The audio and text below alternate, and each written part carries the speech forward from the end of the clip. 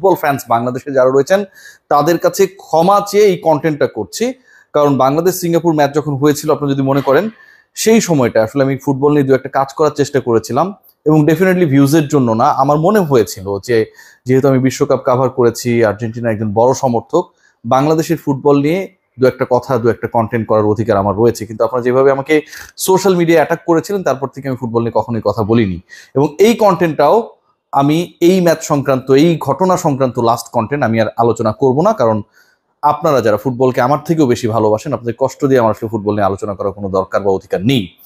যেই ডিসকাশনটা করতে চাই আমি একটু আমার ভাষায় করতে চাই, যে আমার যদি ক্ষমতা থাকতো, আমার যদি সেই শক্তিটা থাকতো, আমি যদি সেই পজিশনটায় থাকতাম, তাহলে বাংলাদেশ দলের হেড কোচ, ফুটবল দলের হেড কোচ এই মুহূর্তে যিনি, হ্যাভিয়ার ক্যাব্রেরা, তার ব্যাক সাইডে না একটা ঠাপ দিয়ে বের করে দিতাম। একটা ফুটবল দল, 11 জনের ফুটবল দল, একটা দল তার থেকে র্যাঙ্কিং এ অনেক এগিয়ে থাকা, প্রায় 40 ধাপে এগিয়ে থাকা একটা টিমের সাথে খেলছে। সেই দলটা 13 মিনিটে হামজা চৌধুরীর অসাধারণ সেট পিসের গোলে এগিয়ে গেছে। সেই দলটা এগিয়ে থাকা দলটা প্রথমার্ধে 30 সেকেন্ড আগে গোল খেলো এবং 1-1 সমতায় বিরতিতে গেল। সেই দলে যারা বাংলাদেশ দলের হয়ে আরো দুটা গোল করলেন, যারা বাংলাদেশ দলকে পয়েন্ট অলমোস্ট এনেই দিয়েছিলেন, 4-3 ব্যবধানে বাংলাদেশ যে 1 মিনিটের কয়েক সেকেন্ডের ব্যবধানে বাংলাদেশ যে ম্যাচটা হেরে গেল, সেই ম্যাচে বাংলাদেশকে যেন অনেকটা আর্জেন্টাইন স্টাইলেই যারা ফিরিয়েছিলেন, ফাহমিদুল, জামাল ভুঁইয়া, সমিত সোম, জায়ান, এই যে ফুটবলারগুলোর নাম বললাম, এরা খেলার সুযোগ পেলেন মাত্র 35 মিনিটস।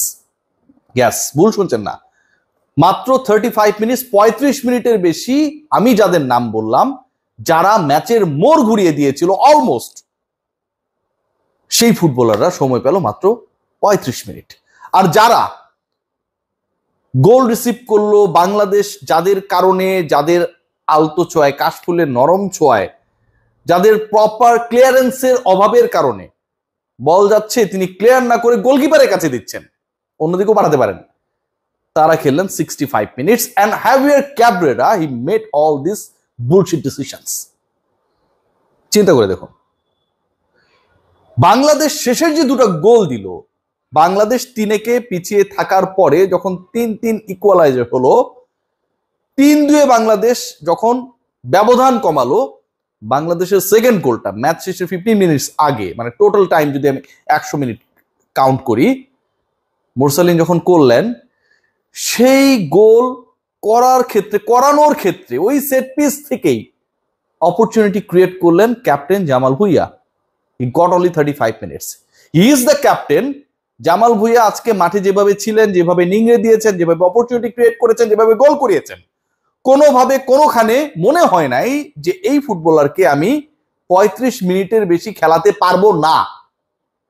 জামালের পজিশনে, জামালের থেকে বেশি এনার্জেটিক, বেশি শৈল্পিক, বেশি ইফেক্টিভ কাউকে মনে হয়েছে? হলে আপনারা কমেন্ট বক্সে জানান, আমি শিখতে চাই। আমি ফুটবল বুঝি না ভাই। ফুটবল ফ্যান্সরা আমাকে একদম গালি দিয়ে, আমার বাপ মা 14 গোষ্ঠীকে গালি দিয়ে যাতা করে। কাকে মনে হয়েছে? হয় নাই, কেউ ছিল না। কিন্তু Jamal, he had to wait till 65th minutes to be in the turf.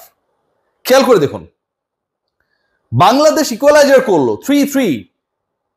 99তম মিনিটে বাংলাদেশকে গোল করে যিনি 3-3 সমতায় আনলেন, সমিত সোম, তিনিও বাংলাদেশের স্টার্টিং লাইন আপের বাইরে। এই গোলটা কিভাবে হলো? এই গোলটা তো একটা হিস্ট্রি। আমার আগের কন্টেন্টে আমি বলেছি, জায়ান যেভাবে কর্নার আদায় করলেন, that was fantastic, mature football.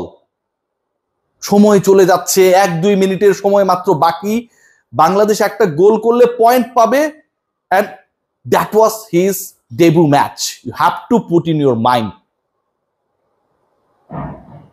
কর্নারটা আদায় করলেন এবং সেই কর্নারে বাংলাদেশের তৃতীয় গোলটি করলেন সমিত সোম। 27 ঘন্টা জার্নি করে, একটা সেশন প্র্যাকটিস করে যিনি মাঠে নেমেছিলেন, ওই প্রায় 65 মিনিটস পার হবার পরে কখনো মনে হয়েছে সমিত সোমের সেই ডেডিকেশন, এনার্জি, শৈল্পিকতা ইফেক্টিভনেস অন্য কোনো ফুটবলারের থেকে কম ছিল? কখনো ছিল না, বাট তিনি সেই সুযোগটা পান নাই।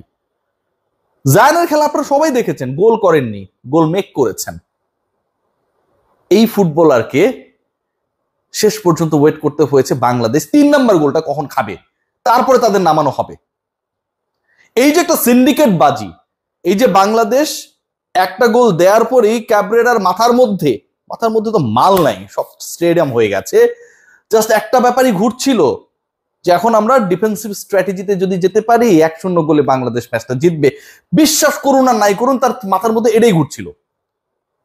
13 মিনিটে যে বাংলাদেশ এগিয়ে গেছে, হামজা চৌধুরী যে অসাধারণ একটা কি বাঁকানো একটা শট মেরে দুরূহ কোণ থেকে ফ্রি কিক থেকে গোলটা করলেন, হামজা চৌধুরী যে গোল করে বাংলাদেশকে লিড এনে দিলেন, ক্যাবরেরা যেন এক্সপেক্টই করেন নাই যে বাংলাদেশ এরকম ভাবে হংকং এর বিপক্ষে এগিয়ে যাবে উইদিন 30 মিনিটস।